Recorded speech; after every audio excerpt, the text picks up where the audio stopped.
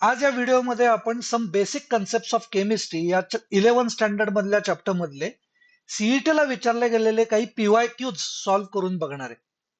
हा chapter extremely important आहे कारण याच्यामधनं mole concept, stoichiometry, units and measurements, significant figures याच्यासारख्या महत्वाच्या कन्सेप्ट वरती क्वेश्चन्स विचारले जात असतात.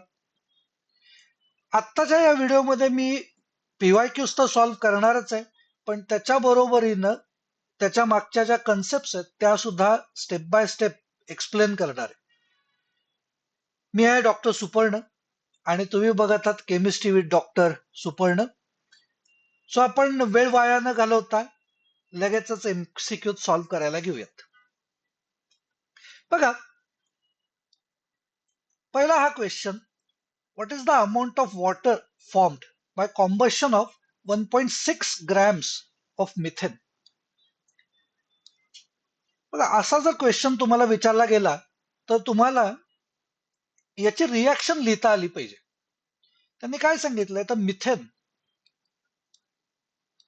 कॉम्बशन केलं. कॉम्बशन याचा अर्थ होत असतो रिॲक्शन विथ ऑक्सिजन म्हणजे बर्निंग. याच्यापासून काय तयार होणार तर कुठलंही ऑर्गॅनिक कंपाऊंड असेल याच्यापासून बर्निंग नंतर CO2 प्लस H2O तयार होईल. बॅलन्स करू. कार्बन ऑलरेडी बॅलन्स्ड आहे, हायड्रोजन, त्याच्यामुळे ऑक्सिजन, यातला कार्बन गॅस आहे, oxygen is also a gas, CO2 is gas आणि H2O लिक्विड असं तयार होते. आता तुम्हाला एक लक्षात आलं पाहिजे की याच्यामधनं जर 1 मोल CH4 घेतलेला असेल त्याच्यापासून अमाऊंट ऑफ वॉटर विचारले तर 2 मोल्स वॉटर तयार होत असतात. ओके, सो यांनी आपल्याला काय सांगितलंय तर 1.6 ग्रॅम्स म्हणजे मिथेनचे ग्रॅम दिलेत. मिथेनचं जर इथलं आपण मोलर मास बघितलं तर कार्बन म्हणजे atomic mass is 12 plus hydrogen atomic mass 1 असे 4 आहेत. म्हणजे याचा अर्थ होत असतो 12 प्लस 4 म्हणजे 16 ग्रॅम्स इतका जर आपण CH4 घेतला तर त्याच्यापासून 2 मोल्स H2O तयार होतं. H2O याचा अर्थ होणार आहे 2 हायड्रोजनचे प्लस 16 ऑक्सिजनचे, हे झाले 18 आणि असे 2 मोल्स होत आहेत म्हणजे 36 ग्रॅम्स इतकं वॉटर तयार होईल. जर 16 ग्रॅम्स CH4 बर्न केला तर 36 ग्रॅम्स वॉटर फॉर्म होणार आहे.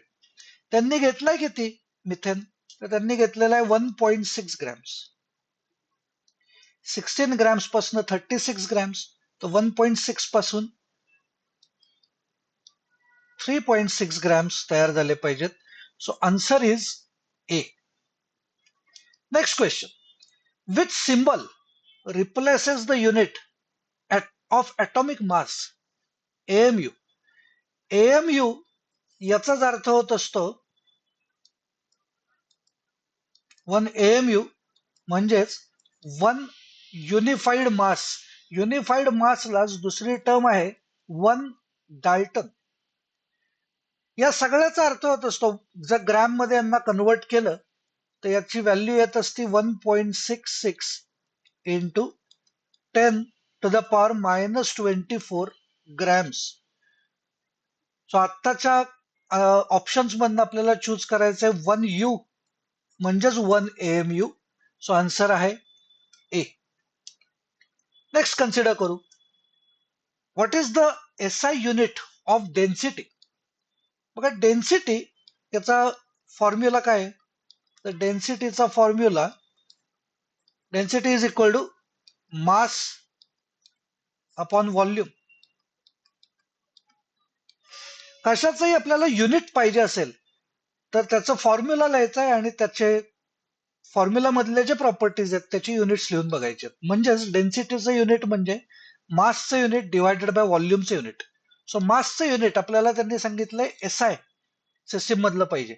सो SI सिस्टीम मधलं मासचं युनिट किलोग्रॅम्स, व्हॉल्यूमचं युनिट मीटर क्यूब. सो याचा अर्थ होत असतो डेन्सिटीचं unit kilogram per metre cube असं मिळणार आहे. Next, what is the percentage of carbon in urea. आता कुठल्याही एलिमेंटचं जर पर्सेंट कंपोजिशन काढायचं असेल तर कसं काढायचं बघा. समजा आपल्याला असं सांगितलेलं असेल, आता इथलं युरियाचं आपण सॉल्व्ह करू. मी एक वेगळं एक्झाम्पल घेतो. समजा आपल्याला सांगितलेलं असेल CH4 घ्या आणि या CH4 मधले पर्सेंट ऑफ कार्बन किती. ओके, तर आपण काय करायचं, पहिलं तर जो दिलेला मोलिक्यूल आहे त्याचं मोलर मास बघायचं. That is 12 plus 4 is equal to 16. या 16 मधलं कार्बनचं कॉन्ट्रीब्युशन किती, तर 12. याचं पर्सेंटेज काढत असताना percent C is equal to contribution of carbon 12 divided by molar mass multiplied by 100 is equal to जे काही पर्सेंटेज जे देतील ते त्याचा आन्सर या फॉर्म मध्ये काढायचं. सो आता त्यांनी आपल्याला विचारलेलं आहे percent of carbon in urea. मग युरियाचा फॉर्म्युला आहे NH2CO NH2. म्हणजे याचा मास बघा काय येत आहे. Nitrogen is 14 plus hydrogen 2, carbon 16 plus carbon 12 sorry oxygen 16 plus nitrogen 14 plus hydrogen 2. याची टोटल किती होणार आहे, तर इज इक्वल टू 16 प्लस 16 म्हणजे 48 प्लस 12 विथ 60. युरियाचा मोलर मास आलं 60. त्यातलं आपल्याला विचारलेलं आहे पर्सेंट ऑफ कार्बन. कार्बन किती आहेत, तर कार्बन एकच आहे, म्हणजे त्याचं कॉन्ट्रीब्युशन किती आहे 12 divided by molar mass 60 multiplied by 100% which is equal to काय होणार आहे, कॅल्क्युलेट करू. 12 इंटू 5 म्हणजे 60 आहे. 100 divided by 5 is 20%. So answer A. Next, the volume of oxygen required for complete combustion of 0.25 mole of methane at STP. आता परत एकदा complete कॉम्बशनची reaction. So आधी रिॲक्शन लिहून बघितली पाहिजे. म्हणजे CH4 plus O2 gives CO2 plus H2O. Reaction balance करू. Balance reaction त्यांनी आपल्याला काय विचारलेलं आहे, तर 0.25 मोल्स इतके जर आपण मिथेन घेतलेलं असेल तर त्याच्यामधनं त्याच्यासाठी लागणारं ऑक्सिजनचं व्हॉल्यूम किती डेसिमीटर क्यूब मध्ये. याचा अर्थ होत असतो ही आपण जर रिॲक्शन बघितली तर रिॲक्शन मधनं असं दिसतंय की जर CH4 1 मोल असतील तर 2 मोल्स इतका ऑक्सिजन आपल्याला लागतो. म्हणजेच इथे मी जर मेन्शन केलं 1 मोल साठी 2 मोल ऑक्सिजन म्हणजे ऍट STP 1 मोल म्हणजे 22.4 डेसिमीटर क्यूब असतात. याचा अर्थ इथं जर ऑक्सिजन 2 मोल्स रिक्वायर्ड आहेत तर 1 मोलला 22.4 डेसिमीटर क्यूब म्हणजे 2 मोल ऑक्सिजन म्हणजे 44.8 डेसिमीटर क्यूब इतकं लागलं. आता 1 मोलला 44.8 तर ते म्हणतात की 0.25 मोल जर आपण घेतले असतं मिथेन तर किती, त्याला काय करायला लागेल, तर 0.25 मल्टिप्लाइड बाय 44.8 क्रॉस मल्टिप्लिकेशन करतोय आपण is equal to 11.2 decimetre cube. So answer B. Next question. What is the mass of potassium chloride produced when 12.25 gram potassium chlorate undergo decomposition? Decomposition सांगितलंय, सो डिकम्पोजिशनची रिॲक्शन लिहून बघितली पाहिजे. Potassium chlorate म्हणजे KClO3 gives KCl plus O2. Balancing करू.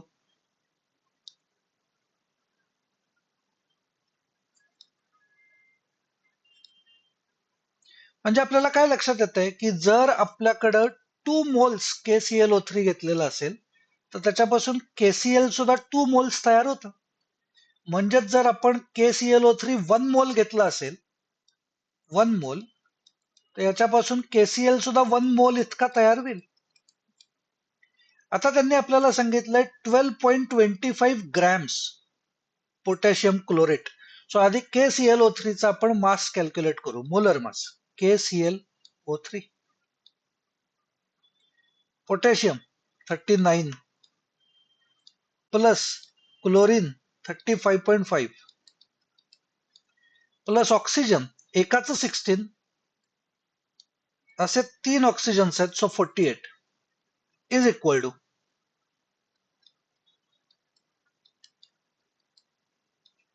122.5 grams per mole. हे molar mass झालं. आता हे 122.5 ग्रॅम म्हणजे 1 मोल आहे. असं असतं तर KCl किती तयार व्हायला पाहिजे, तर याच्या 1 मोल इतका. 1 मोल KCl चा मोलर मास बघा काय येत आहे, पोटॅशियम 39 प्लस क्लोरीन 35.5. सो याची टोटल आली 74.5 ग्रॅम्स. म्हणजे जर आपण 122.5 ग्रॅम्स घेतलं असतं KClO3 तर याच्यापासून KCl तयार होणारे 74.5 ग्रॅम्स. घेतलंय किती, तर 12.25 ग्रॅम्स. म्हणजे KCl किती फॉर्म होणार, 7.45 ग्रॅम्स. म्हणजे आन्सर सी आलं पाहिजे. Next, mass can neither be created nor be destroyed is the statement of. Mass तयार पण नाही करतायत आणि डिस्ट्रॉय पण नाही करतायत, याला आपण काय म्हणतो, law of conservation of mass. Next consider करू. How many moles of helium gas occupies 22.4 liters at 0 degree Celsius and at 1 atmospheric pressure. बघा STP कंडिशन जी आहे, STP कंडिशनच आपल्याला सांगितलेली आहे 0 डिग्री सेल्सिअस किंवा 273 kelvin temperature and 1 ATM pressure. So STP condition दिलेली आहे. At STP जर 1 मोल इतका सबस्टन्स घेतलेला असेल, इतका गॅस घेतलेला असेल, तर त्याचं व्हॉल्यूम हे 22.4 लिटर्स इतकं होत असतं. सो इथं त्यांनी आपल्याला तेच विचारलंय, STP कंडिशनला 22.4 लिटर्स इतकं व्हॉल्यूम ऑक्युपाय करायला how many moles of helium gas are required. So काय असलं पाहिजे, 22.4 लिटर्स ऑक्युपाय करण्यासाठी 1 मोल इतका रिक्वायर्ड असतो. So answer is a.